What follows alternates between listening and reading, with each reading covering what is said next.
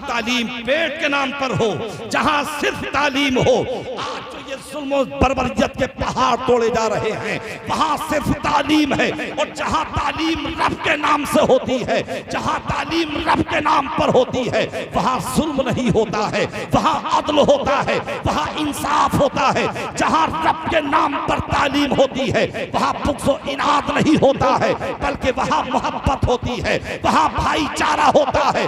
देखो हजरत सिद्दीक़ अकबर के यहाँ तालीम है, मगर रब के नाम पर है, करप्शन नहीं है। फारूक आजम के यहाँ तालीम है, मगर रब के नाम पर है, इसलिए करप्शन नहीं है। हजरत उस्मान गनी के यहाँ तालीम है, मगर रब के नाम पर है, करप्शन नहीं है। हजरत अली के यहाँ तालीम है, मगर रब के नाम पर है, इसलिए करप्शन नहीं है। हजरत उमर बिन अब्दुल अजीज के यहाँ तालीम है, मगर रब के नाम पर है, इसलिए करप्शन नहीं है। इमाम आजम के यहाँ तालीम है, मगर रब के नाम पर है, इसलिए करप्शन नहीं है। गौसे आजम के यहाँ तालीम है, मगर रब के नाम पर है, इसलिए करप्शन नहीं है। गरीब नवाज के यहाँ तालीम है, मगर रब के नाम पर है, इसलिए करप्शन नहीं है। मखदूम सिमना के यहाँ तालीम है, मगर रब के नाम पर है, इसलिए करप्शन नहीं है। हाफिज मिल्लत के यहाँ तालीम है, मगर रब के नाम पर है, इसलिए करप्शन नहीं है। मुजाहिद मिल्लत के यहाँ तालीम है, मगर रब के नाम पर है, इसलिए करप्शन नहीं है। आला हजरत के यहाँ तालीम है, मगर रब के नाम पर है, इसलिए करप्शन नहीं है। ताजुल शरिया के यहाँ तालीम है, मगर रब के नाम पर है, इसलिए करप्शन नहीं। अल्लाह की सरता बकदम शान है ये, बोलिए सुभान अल्लाह। अल्लाह की सरता बकदम शान है ये, इंसान नहीं इंसान वो इंसान है ये। और कुरान तो ईमान बताता है इन्हें, कुरान तो ईमान बताता है इन्हें। और ईमान ये कहता है मेरी जान है ये, ईमान ये कहता है मेरी जान है ये। हजरात, आज का ये कादरी रज़वी कॉन्फ्रेंस व जश्न दस्तार बंदी इस बात का हमें पैगाम दे रही है। और आज हमारे ज़हनो दिमाग क़ुलूबो अज़हान को झंझोड़ झंझोड़ कर ये कह रही है कि जिन हालात से हम दो चार हैं, जिन हालात से हम गुज़र रहे हैं, अगर हमने वक्त की नज़ाकत को समझ करके अपनी ज़िंदगी को नहीं गुजारा, और अगर हम अब भी हमने अपनी इस्लाह न की, तो फिर कामयाबी का कोई तसव्वुर या तख़य्युल नहीं किया जा सकता है। इतना बड़ा कस्बा, इतना बड़ा गांव, इतनी बड़ी बस्ती है। मैं समझता हूँ कि अगर हर महल्ले से चंद अफराद भी आ जाते तो यहाँ लोगों का बड़ा इज़्तिहाम होता, लोगों की कसरत होती। और ये हमारी जो नई जनरेशन है, ये जो हमारा नौजवान तबका है, ये तो इतना बेकार हो चुका है कि इन्हें मोबाइल के अलावा, व्हाट्सएप के अलावा, इंटरनेट के अलावा कुछ भी पसंद नहीं है। 2 मिनट बैठेंगे नहीं, अफरा तफरी का माहौल न सुनना चाहते हैं, न सुनने देना चाहते हैं। लिहाजा अपनी हालत को बदलो, अपने अंदर तगय्युर पैदा करो, अपने अंदर तबद्दुल पैदा करो। और जब तबद्दुल पैदा कर लोगे तो फिर अल्लाह का वादा बिल्कुल बरहक है, सच्चा है, हक है, सवाब है कि वला तहिनु वला तहज़नु व अंतुमुल आलौना इन कुंतुम मुमिनीन, के गम मत करना, सुस्ती मत खाना, हम तुम्ही को गालिब करेंगे। शर्त यह है कि तुम पक्के मोमिन बन जाना। आज हम पक्के मोमिन नहीं, बल्कि पक्के फेसबुक चलाने वाले बन चुके हैं, पक्के व्हाट्सएप चलाने वाले बन चुके हैं। और आज यही वजह है कि आज हम हर तरफ जलील और रुस्वा हो रहे हैं। वरना कुरान सच्चा, साहिबे कुरान सच्चा, और जिसने कुरान को भेजा, जो कुरान लेकर के आया, वो सब सच्चे। हम अपने अंदर बस तगय्युर पैदा कर लें, जमाने की कोई ताकत हमें सरनिगू नहीं कर सकती है। तो लिहाजा मैं ये अर्ज करना चाहता हूँ आप पहले स्टेज की हालत को देखिए, ऐसा लग रहा है जैसे कि इख्तिताम पजीर महफिल हो चुकी हो। आज पता नहीं ये क्या मुसीबत चल पड़ी है कि गिरोह दर गिरोह आज हम बटे हुए हैं। सरकार ने तो और अक़वाम के लिए फरमाया था, दूसरे लोगों के लिए फरमाया था। कौमे मुस्लिम के ताल्लुक से तो मेरे आका ने फरमाया था कि एक मोमिन दूसरे मोमिन का आईना है। सरकार ने फरमाया था युहिब्बु लि अखीही मा युहिब्बु लि नफ्सी, कि जो तुम अपने लिए पसंद करते हो वही अपने भाई के लिए पसंद करो। मगर आज कहने के लिए तो हम पक्के मुसलमान होने का दावा करते हैं, मगर हकीकत में हमने दामने मुस्तफ़ा को आज छोड़ रखा है। न समझोगे तो मिट जाओगे ए हिंदी मुसलमानों, तुम्हारी दास्तां तक भी न होगी दास्तानों में। तो लिहाजा मैं अपनी गुफ्तगू का आगाज करता हूँ। इससे पहले एक मर्तबा मोहब्बत के साथ दुरूद पाक पढ़िए। अल्लाहुम्मा सल्ली अला सय्यदिना व मौलाना मुहम्मदिन व बारिक वसल्लिम सलातन व सलामन अलैका या रसूल अल्लाह सल्लल्लाहु तआला अलैहि वसल्लम। मेहमान आ गए होंगे मुफ्ती साहब, कोई बात नहीं। बहरहाल एक बार और दुरूद पाक पढ़िए। अल्लाहुम्मा सल्ली अला सय्यदिना व मौलाना मुहम्मदिन व बारिक वसल्लिम सलातन व सलामन अलैका या रसूल अल्लाह सलातन व सलामन अलैका या हबीब अल्लाह। आज हम तमगात देखते हैं, आज हम असनाद देखते हैं, आज हम डिग्रियां देखते हैं और ये देखते हैं कि बोल कौन रहा है, मगर हजरत अली करमल्लाहु वजहुल करीम, वो शहजादे कि जिन्होंने इसी दीन और मजहब इस्लाम के लिए अपने बच्चों को कटाया था। आपने खुद जामे शहादत नोश फरमाया था और तरबियत किसने की थी? हजरत अली ने तरबियत की थी, हजरत फातिमा ने तरबियत की थी। हजरत अली फरमाते हैं, कौल हजरत का मेरे जहन में आ रहा है, हजरत अली ने फरमाया था उन्जुरू इला मा काल वला तंजुरू इला मन काल, कि ये मत देखो कि कौन बोल रहा है, बल्कि ये देखो कि क्या बोल रहा है। शैतान कितना बड़ा मुअल्लिम था, सिर्फ इंसानों का या इंसानों का पढ़ाने वाला नहीं, या आदमियों का या अजिन्ना का पढ़ाने वाला नहीं था, बल्कि फरिश्तों को पढ़ाता था। मगर उसका सारा इल्म, उसकी सारी इबादत उसके चेहरे पर मार दी गई। जब तक खुलूस, इसार, मोहब्बत, कल्बी लगाओ, इत्तिफाक, यकजहती हमारे सीने में न हो तो फिर कामयाब हम हो नहीं सकते हैं। तो मैं इन अशार से अपनी गुफ्तगू का आगाज करता हूँ। आप देख रहे हैं ये कितनी आलिशान इमारत, तालीम का भी जवाब नहीं और इमारत का भी जवाब नहीं। मैं समीम कल्ब के साथ दुआ करता हूँ कि अल्लाह तबारक व तआला दारुल उलूम जामिया कादरिया रज़विया को परवरदिगार मज़ीद तरक्की अता फरमाए, मनाजिले उलिया अता फरमाए, हासिदीन के हसद से महफूज फरमाए, शरीरों के शर से महफूज फरमाए। आज हसद का मादा इतना हमारे अंदर पैदा हो चुका है, जो बनाम मुसलमान अपने आप को कहलाते हैं, मगर आज हमारे अंदर हसद कितना है, आज हमारे अंदर बुग़्ज़ कितना है, आज हमारे अंदर इनात कितना है। अगर तुम किसी को मिटाने की कोशिश करोगे, ना तो कोई इंसान मिट सकता है, ना किसी का मिशन मिट सकता है, ना कोई दारुल उलूम मिट सकता है, ना कोई मदरसा मिट सकता है। इस मदरसे या किसी भी दीने मदरसे में किसी के बाप की तालीम नहीं होती, बल्कि खुदाए पाक की तालीम होती है, कुरान पाक की तालीम होती है। तो लिहाजा मेरे भाइयों, आप देखते हैं कादरी साहब को, एक छोटा सा वजूद है मगर बारे जहान है।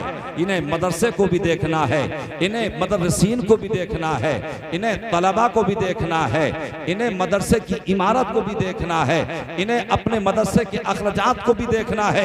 मैंने बहुत सारे सरबराहों को देखा है, मैंने बहुत सारे नाज़िमीन को देखा है, जो हजरात मदरसा बनाने से पहले अपना घर बनाते हैं, मदरसा बनाने से पहले अपनी फैसिलिटी का इंतजाम करते हैं, मगर ये नन्ना सा वजूद है, दिल में ऐसा दर्द दिल लिए हुए है, दर्द दीन लिए हुए है, दर्द मसलकी आला हजरत लिए हुए है, कि मैंने देखा है कि इस शख्सियत ने अभी अपना घर नहीं बनाया है, बल्कि दिल में तमन्ना ये है कि अगर ये मदरसा तामीर हो जाए तो फिर इंशाअल्लाह इस मदरसे से मसलकी आला हजरत का पैगाम दिया जाएगा।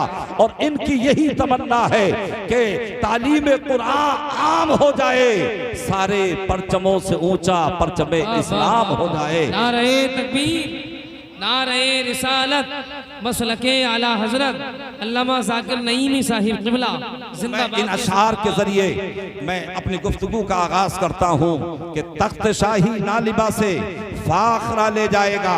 आज हसद का मादा बहुत ज्यादा है, हमारे उलमा भी पाया जाता है। अगर आला हजरत का नाम ले दिया जाए, मुफ्ती आजम हिंद का नाम ले दिया जाए, खलीफा मुफ्ती आजम हिंद का नाम ले दिया जाए, तो कुछ लोगों के तीरों नश्तर का काम करता है, कुछ लोगों को बड़ा इस्तराब होता है, कुछ लोगों को बड़ी तकलीफ होती है, कुछ लोगों को बड़ी परेशानी होती है। मगर आज मेरी जबान से और इन उलमा की जबान से हकीकत सुन लो। किसी कहने वाले ने कहा था कि तख्त शाही ना लिबासे फाखरा ले जाएगा और बिल यकीन दीदार का एक हौसला ले जाएगा, बिल यकीन दीदार का एक हौसला ले जाएगा। और अजमते सरकार का मुनकिर न बन ऐ ना समझ, अजमते सरकार का मुनकिर न बन ऐ ना समझ, वरना दोज़ख में जलेगा मेरा क्या ले जाएगा, वरना दोज़ख में जलेगा मेरा क्या ले जाएगा। और कुछ करे बकवास नजदी पर यह है मेरा यकीन, कुछ करे बकवास हासिद पर यह है मेरा यकीन, सूए जन्नत मसलके अहमद रज़ा ले जाएगा, सूए जन्नत मसलके अहमद रज़ा ले जाएगा। और आ रही है हर तरफ से बस यही प्यारी सदा, अब तुम्हें मंजिल की जानिब अख्तर रजा ले जाएगा, अब तुम्हें मंजिल की जानिब अख्तर रजा ले जाएगा। हजरात, आज की इस अज़ीमुश्शान कादरी रज़वी कॉन्फ्रेंस व जश्न दस्तार बंदी से आप पैगाम लेकर के जाइए और अपने कुलूब व अज़हान में बसा लीजिए और उस पर अमल करने की भी कोशिश कीजिए। इसलिए कि डॉक्टर इकबाल ने भी कहा था कि अमल से जिंदगी बनती है, जन्नत भी जहन्नम भी, ये खाकी अपनी फितरत में न नूरी है न नारी है। हजरात, वो तो और जमातें हैं जो घर घर जाकर के दीन की दावत देती हैं और कहती हैं कि चलो पाक हो तब भी चलो, नापाक हो तब भी मस्जिद में चलो।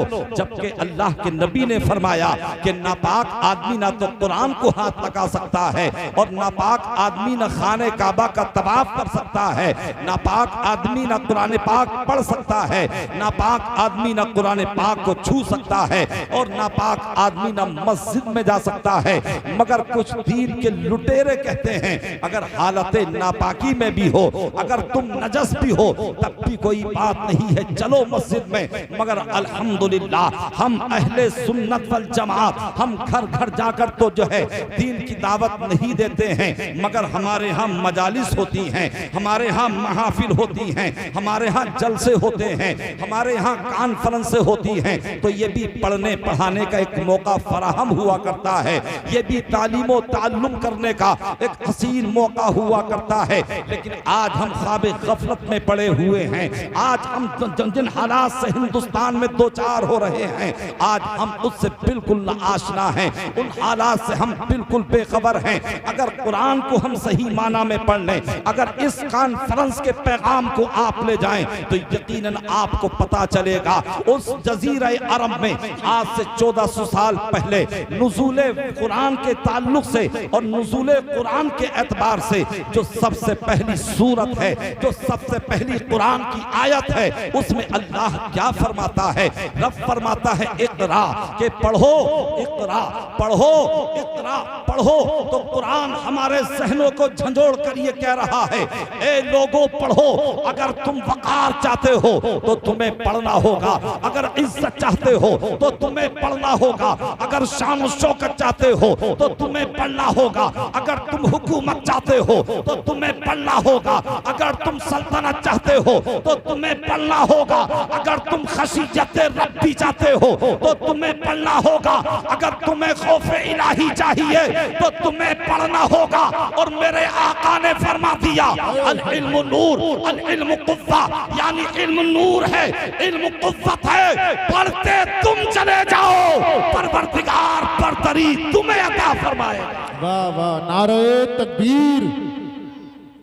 हजरात, बोले बोले जरा उस बोले। जजीरा अरब में सबसे पहले जो कुरान की आयत नाजिल हुई और जो सबसे पहले सूरत उतरी और नाजिल हुई, वो हमें क्या दर्श दे रही है।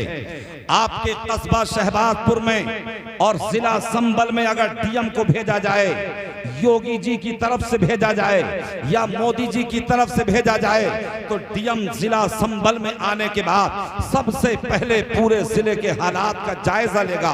तवज्जो से सुनिएगा मेरी बात को, और मैं अहले स्टेज की भी तवज्जो चाहता हूं कि ये मेरी पूरी पुष्पनाही फरमाएंगे हजरात गिरामी। तो अगर एक डीएम संबल में आए तो पूरे जिले संबल के वो हालात को देखेगा और बड़े बड़े मसाइल को पेशे नजर रखेगा, और वो ये कोशिश करेगा कि जो बड़े बड़े मसाइल हैं पहले उन्हें हल किया जाए, पहले उन्हें दुरुस्त किया जाए, पहले उन्हें जो है सुलझाया जाए।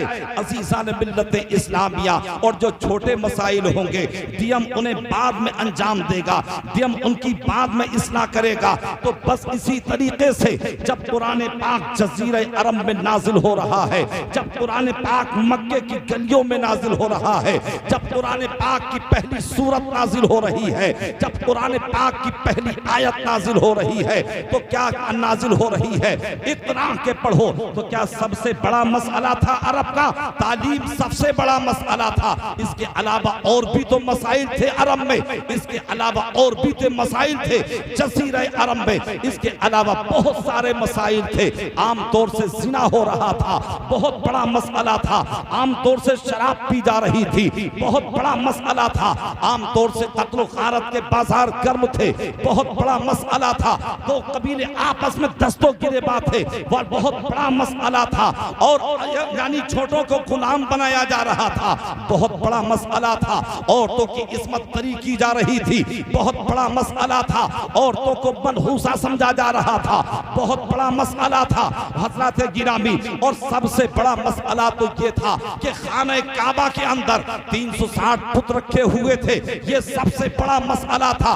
तो कुरान जब नाजिल हुआ तो सबसे पहले कुफ्र के बारे में नाजिल हुआ होता, पहले ये अदयाने बातिला के बारे में या माबूदाने बातिल के बारे में कहा होता, मगर नहीं। जब कुरान की पहली आयत नाजिल हुई है तो पैगाम दे रही है और ये बता रही है कि इतना पढ़ो, यानी मतलब ये है कि तुम तालीम को आम कर दो, इसलिए कि जिस मुआशरे में तालीम आम हो जाए तो झगड़ों को खत्म किया जा सकता है। जिस मुआशरे में तालीम आम हो जाए जिना का दरवाजा बंद किया जा सकता है। जिस मुआशरे में तालीम आम हो जाए औरतों को इज्जत दी जा सकती है। जिस मुआशरे में तालीम आम हो जाए माबूदाने बातिल को बाहर निकाला जा सकता है। तो परवरदिगार आलम ने ये पैगाम दे दिया कि तुम पढ़ो, अगर तुम तालीम हासिल करोगे तो सारे फसादात खत्म हो जाएंगे। वाह वाह, जिंदाबाद जिंदाबाद, नारे तकबीर, नारे रिसालत, मसलके आला हजरत। बहुत खूब। और माशाअल्लाह ये उलमा का स्टेज है और माशाअल्लाह पुर हो गया है। बड़े बड़े नब्बास, बड़े बड़े मुतहर्रिक, बड़े बड़े फ़आल और बड़े बड़े नाक़िद स्टेज पर तशरीफ फरमा हैं। अल्लामा जामी कह सकते हैं कि आप ये कैसी बात कर रहे हैं कि तालीम से हर फसाद का खात्मा किया जा सकता है। तो आप जरा ये बताइए कि जो मिसाइल बनाए हैं, ये मिसाइल बनाने के ये जाहिलों ने बनाए हैं, इन्हें बनाने वाले ये कौन थे? ये पढ़े लिखे लोग हैं जिन्होंने मिसाइल बनाए हैं, जिन्होंने परमाणु बम बनाए हैं और हथियार बनाए हैं। ये कोई जाहिल लोगों ने नहीं बनाए हैं, ये पढ़े लिखे लोगों ने बनाए हैं। बर्मा को किसने बर्बाद किया है? वो जाहिल लोग नहीं थे, पढ़े लिखे लोग थे। अफगानिस्तान को किसने तबाह किया है? वो जाहिल लोग नहीं थे, पढ़े लिखे लोग थे। और यानी इराक को किसने तबाह किया है?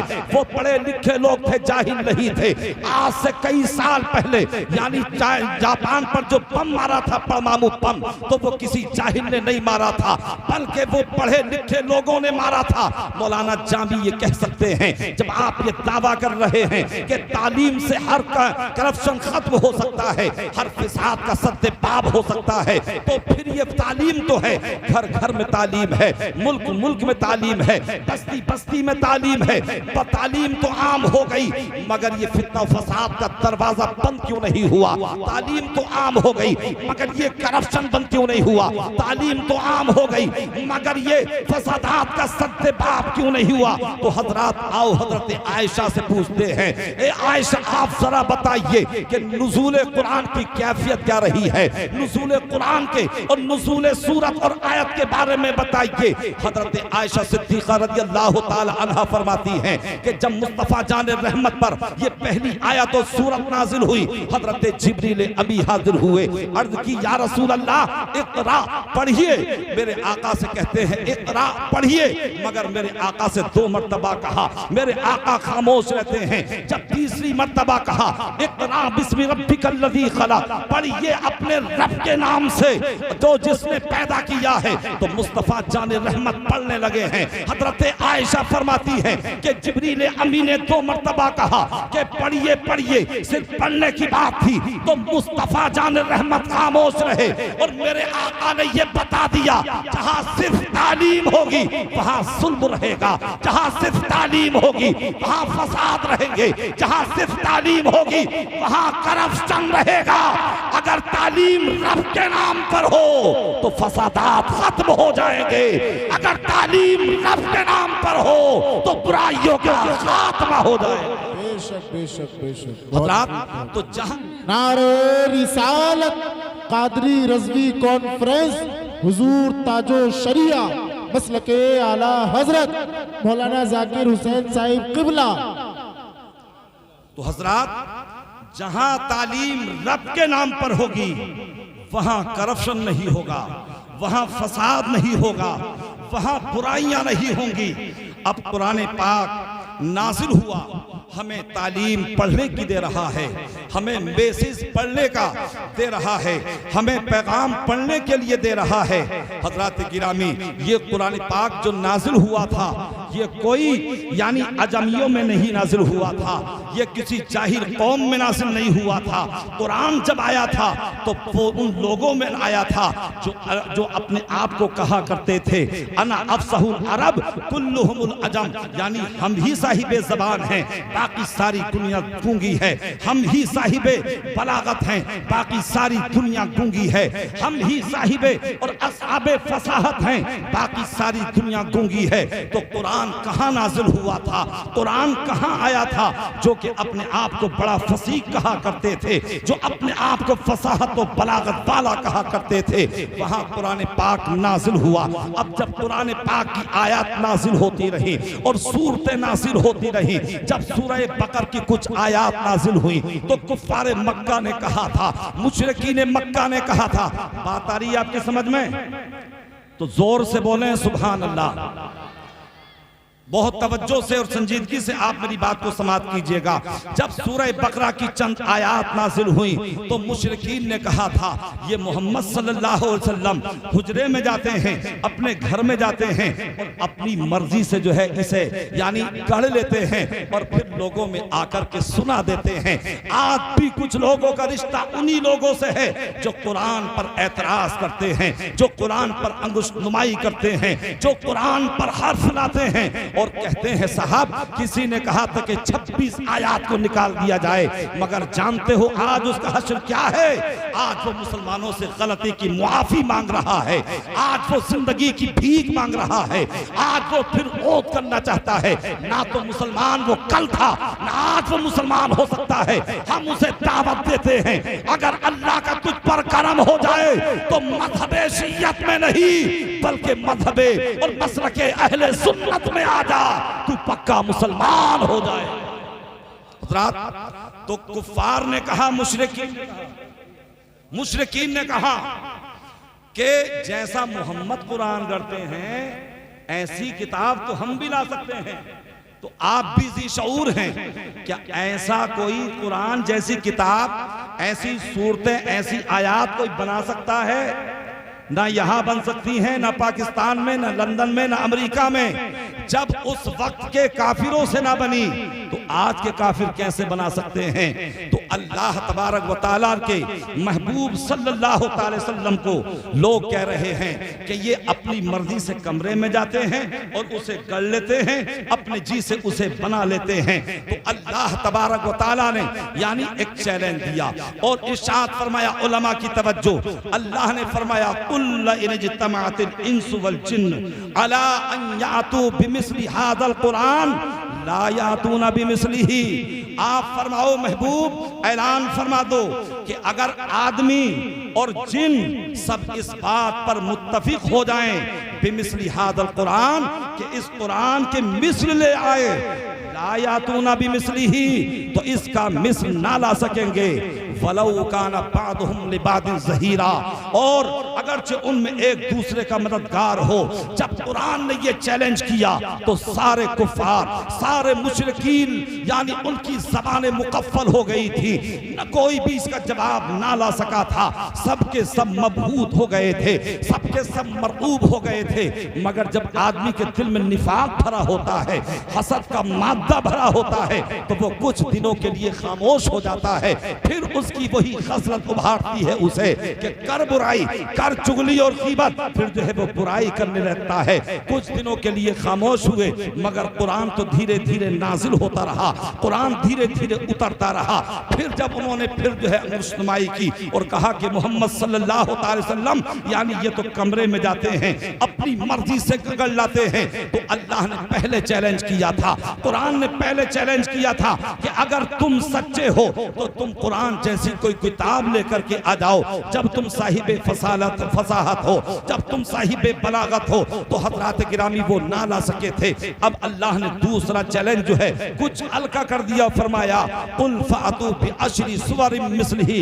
एक महबूब आप ऐलान फरमा दो कि तुम इस जैसी बनाई हुई 10 सूरतें लेकर के आ जाओ। पूरा कुरान तो ना ला सके, पूरे कुरान के मिस्ल तो ना ला सके, यानी कुरान की 10 सूरतों की तरह से बना करके ले जाओ। और अगर अल्लाह के सिवा तुम्हारे जो भी हमदर्द हो, तुम्हें जो भी मिल सके, सबको बुला लो, इन कुंतुम सादिकीन, अगर तुम सच्चे हो। कुरान ने दूसरा चैलेंज किया, मगर कोई भी मुशरिक या काफिर इसका बदल ना ला सका, इसका मिस्ल ना ला सका, मगर हजरात एतराज बराबर करते रहे। फिर कुरान पाक ने तीसरा चैलेंज किया था और अल्लाह ने फरमाया था फातू बि सूरतिन मिन मिस्लिही, यानी अगर तुम 10 सूरतें भी नहीं ला सकते तो कम से कम इस जैसी एक सूरत तो लेकर के आ जाओ। अगर तुम सच्चे हो, अपने तमाम हमदर्दों को बुला लो, अपने तमाम मुआविनों मददगार को बुला लो। अगर तुम सच्चे हो, अल्लाह ने ये चैलेंज फरमा दिया था, मगर सबके सब खामोश हो गए। तो फिर अल्लाह ने फरमाया फ़इन लम तफ़अलू, फिर ना ला सको, वलन तफ़अलू, और ना ला सकोगे, हम फरमाए देते हैं कि तुम हरगिज़ इसके मिस्ल ना ला सकोगे। तो हज़रात गिरामी, जब कुरान पाक मक्के में नाज़िल हुआ था तो वो लोग जो अपने आप को फसीह बलीग कह रहे थे, अहले फसाहत और बलागत में शुमार करते थे, उन्हें अपनी अरबी दानी पर बड़ा नाज था, उन्हें अपनी फसाहत पर बड़ा नाज था, उन्हें अपनी बलागत पर बड़ा नाज था। मगर जब कुरान ने चैलेंज किया था तो मक्के का या अरब का या जजीरा अरब का कोई भी मुशरिक उसकी मिस्ल ना ला सका था। ना तो कल कोई कुरान की मिस्ल ला सका था, ना आज कोई मिस्ल ला सकता है, ना सुबह क़यामत तक कोई इसकी मसीह ला सकता है। तभी तो मेरे आला हजरत बरेली से पुकार उठे, या रसूल अल्लाह, वो कमाल हुस्न हुजूर है कि गुमान नक्शे जहां नहीं, यही फूल खार से दूर है, यही शम्मा है कि धुआं नहीं, यही तेरे आगे यूं है तबे नचे फुसहा अरब के बड़े बड़े, कोई जाने मुंह में सबा नहीं, नहीं बल्कि जिस्म में जा रही। हजरात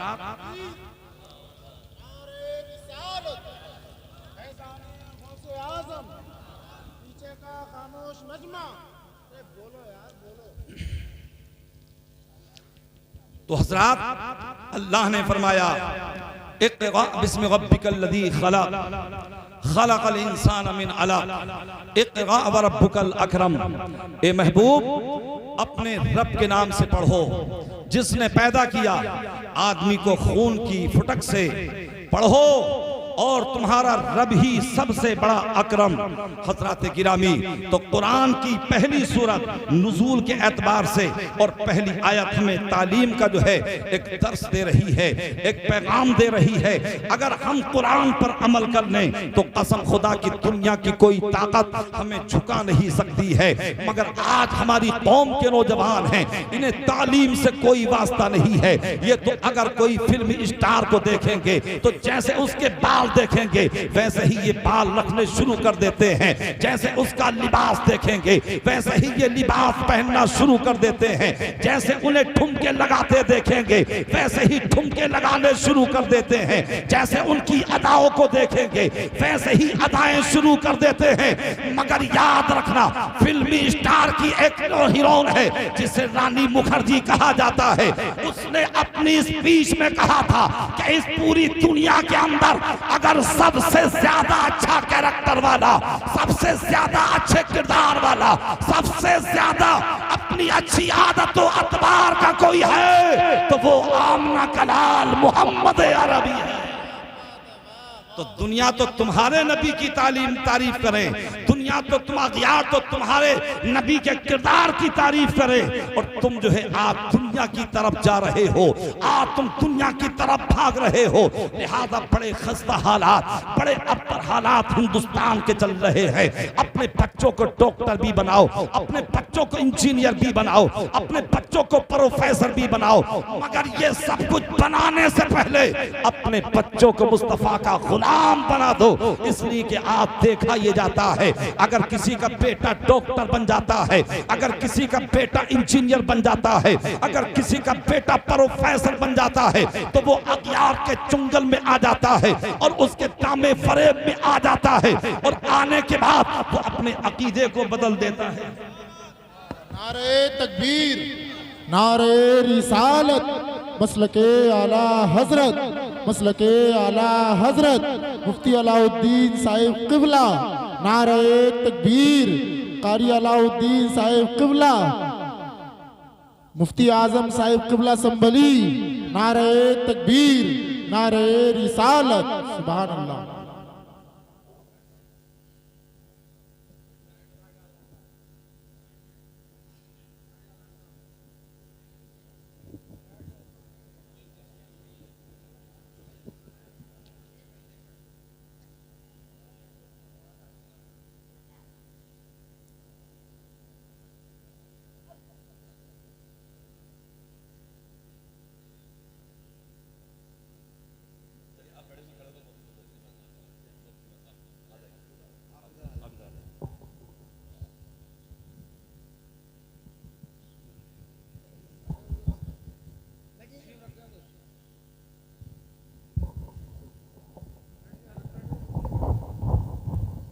तो बैठिए भैया, काले मैग वाले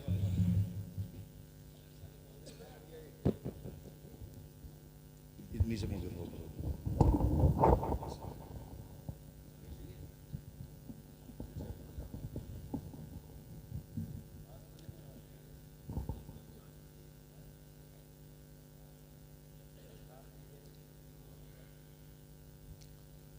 देखिए हजरात,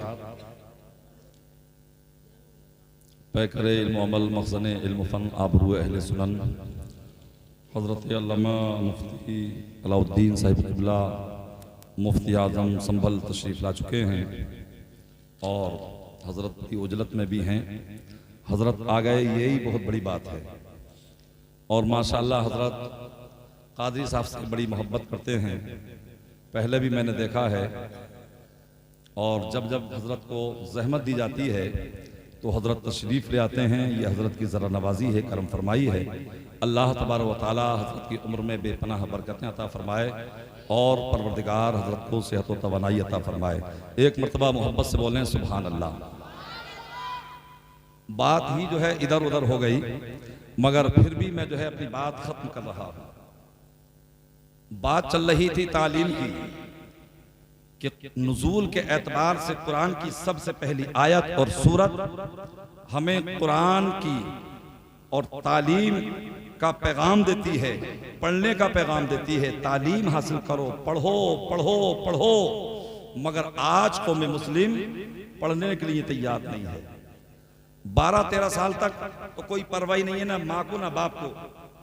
और अगर ये बच्चा मोबाइल चलाने लगे बड़ा वाला, तो फिर माँ भी खुश होती है, बाप भी खुश होता है कि अरे बच्चा बड़ा ज़हीन फतीन है, देखो ये फेसबुक भी चला लेता है, व्हाट्सएप भी चला लेता है, नंबर भी निकाल लेता है। लिहाजा मेरे भाइयों, कुरान का भी तकादा है, हदीस का भी तकादा है और हालाते हाजरा का भी तकादा है कि हम दीन की तालीम तो हासिल करेंगे ही, मगर हमें दुनिया की तालीम में भी आगे बढ़ना है, हमें दुनिया की तालीम भी हासिल करनी है। हजरात गिरामी, आज हमारे अंदर दीन हासिल करने का, तालीम हासिल करने का जज्बा ना रहा, मगर अपने असलाफ को देखिए तो पता चलेगा। देखिए हजरत इमाम मोहम्मद हैं, अल्लाह अकबर, हजरत इमाम आदम के बड़े अजिल्ला और आपके अकाबिर शागिर्दों में से हैं। हजरत इमाम मोहम्मद रज़ी अल्लाह ताला अन्हु हैं, 14 साल की उम्र है। आपकी वालिदा ने फरमाया था, बेटा इमाम आदम की दरसगाह में जाओ और जाने के बाद अपना नाम वहां लिखवा दो और तालीम हासिल करना शुरू कर दो। अब हजरत गिरामी, हजरत इमाम मोहम्मद रज़ियल्लाहु ताला अन्हु कोई गरीब घराने से नहीं थे, बड़े मालदार और अमीर कबीर के बेटे थे, बड़े मालदार घराने के थे। अल्लाह तबारक व तआला ने यानी दुनिया की दौलत से भी नवाजा था और हुस्न जमाल की दौलत से भी नवाजा था। आप बेपनाह हसीनो जमील थे। 14 साल की उम्र शरीफ है। इमाम आजम की बारगाह में गए और जाने के बाद में जो है अर्ज किया था, हुजूर आप मेरा नाम दर्ज फरमा लें, मुझे अपनी शागिर्दी में ले लें, मुझे अपनी गुलामी में ले लें। आपने फरमाया था, बेटा किसने भेजा है? इमाम मोहम्मद ने कहा, हुजूर मेरी माँ ने मुझे भेजा है। नारे तकबीर, नारे रिसालत, मसलके आला हजरत हजरत अल्लामा मौलाना सरताज हुसैन साहिब क़िबला, नारे तकबीर, नारे रिसालत, सुभान अल्लाह सुभान अल्लाह। इमाम मोहम्मद रज़ियल्लाहु ताला अन्हु ने कहा, हुजूर मुझे मेरी माँ ने भेजा है। तो आप बड़े हसीन थे, बड़े जमील थे, बड़े खूबसूरत थे, मगर इमाम आजम का तक़वा देखो कि अमरत से, छोटे बच्चों से कैसा आप पर्दा किया करते थे। आपने इरशाद फरमाया, बेटा कि जाओ घर जाओ और सबसे पहले कुरान पाक का हिफ्ज करो। जब तुम हिफ्ज करोगे, इसलिए कि उमूमन हिफ्ज करने में 3-4 साल तो लग ही जाते हैं। अगर बच्चा ज़हीन हो तो जल्दी भी कर सकता है और बात तो इतनी देर से करते हैं कि 5-5, 6-6 साल भी लग जाते हैं। हजरात देखिए, आप मिंबर नूर पर तशरीफ फरमा खतीबुल हिंद हजरत अल्लामा शेख सरताज अहमद रज़वी साहिब क़िबला तशरीफ ला चुके हैं, जिनके आप किताब नयाब से महजूद होंगे। मोहब्बत से बोलें सुभान अल्लाह। आप इमाम आज़म रज़ियल्लाहु ताला अन्हु ने इसलिए फरमाया था कि जब तुम हिफ्ज करोगे 3-4 साल उम्मन लग जाएंगे, कुछ उम्र में और इजाफा हो जाएगा, चेहरे पर कुछ बाल आ जाएंगे दाढ़ी के। अब इमाम मोहम्मद गए हैं और 7 दिन के बाद वापस पलट करके आ गए हैं। मैं बात खत्म कर रहा हूँ, तवील नहीं कर रहा हूँ, मोहब्बत से बोलिए सुभान अल्लाह। अब इमाम मोहम्मद रज़ियल्लाहु ताला अन्हु 7 दिन के बाद में आए और आने के बाद में हुजूर में इमाम आजम की बारगाह में हाजिर हो गए। इमाम आजम ने कहा था, बेटा मोहम्मद मैंने तुमसे कहा था पहले घर जाओ और हिफ्ज करके तब मेरी बारगाह में आना, तब मेरी दरसगाह में आना। इमाम मोहम्मद ने कहा, हुजूर मैंने हिफ्ज कर लिया है। सुभान अल्लाह। आपने सुना होगा कि 4 साल की उम्र में इमाम शाफई ने कुरान पाक को हिफ्ज किया था और 1 महीने में मेरे आला हजरत ने माह रमजानुल मुबारक में कुरान पाक का हिफ्ज किया था, मगर इमाम मोहम्मद ने 7 दिन के अंदर कुरान पाक का हिफ्ज कर लिया था। जब इमाम मोहम्मद ने ये कहा कि मैं हिफ्ज करके आ गया हूं, तो इमाम आजम ने फरमाया था, ए बेटा अगर हिफ्ज पढ़ लिया है तो कुरान पाक को पढ़ना शुरू करो और मुझे जरा सुनाओ तो सही। इमाम मोहम्मद ने जब कुरान पाक को पढ़ना शुरू किया है, अलहम से शुरू किया है, जब तक बन्नास की सीन पर नहीं पहुंचे हैं उस वक्त तक आपने सांस को नहीं रोका है। तो ये दौर था हमारे अकाबिर का, ये दौर था हमारे शयूख का। क्या उन्हें जज्बा दीन का कैसा था? वो पढ़ने के के लिए कैसी सौबतें बर्दाश्त करते थे, पढ़ने के लिए कैसी मशक्कतों को झेलते थे। आज हमें भी ये पैगाम मिल रहा है, आज हमें भी ये दर्स इबरत मिल रहा है कि ए मुसलमानों, अगर तुम तालीम हासिल ना करोगे तो इज्जत का तसव्वुर भी नहीं किया जा सकता है और बकार का कोई जो है यानी तखय्युल भी नहीं किया जा सकता है। तो आज की इस अंजुमन से ये अज़्म मुसम्मम करके जाना कि या रसूल अल्लाह, जब तक हमारी जान में जान रहेगी मज़हब इस्लाम पर कुर्बान रहेगी। और जब तुम याद में मुसम्मम करके जाओगे तो परवरदिगार तुमसे राजी हो जाएगा, मुस्तफा जान रहमत तुमसे राजी हो जाएंगे। और अपने अमल से ये बता दो कि हम आतिशे सोजा में भी हक बात कहेंगे, कुंदन की तरह दहर में ताबिंदा रहेंगे। तारीख बताती है कि हर दौरे सितम में हम जिंदा थे, जिंदा हैं, जिंदा ही रहेंगे।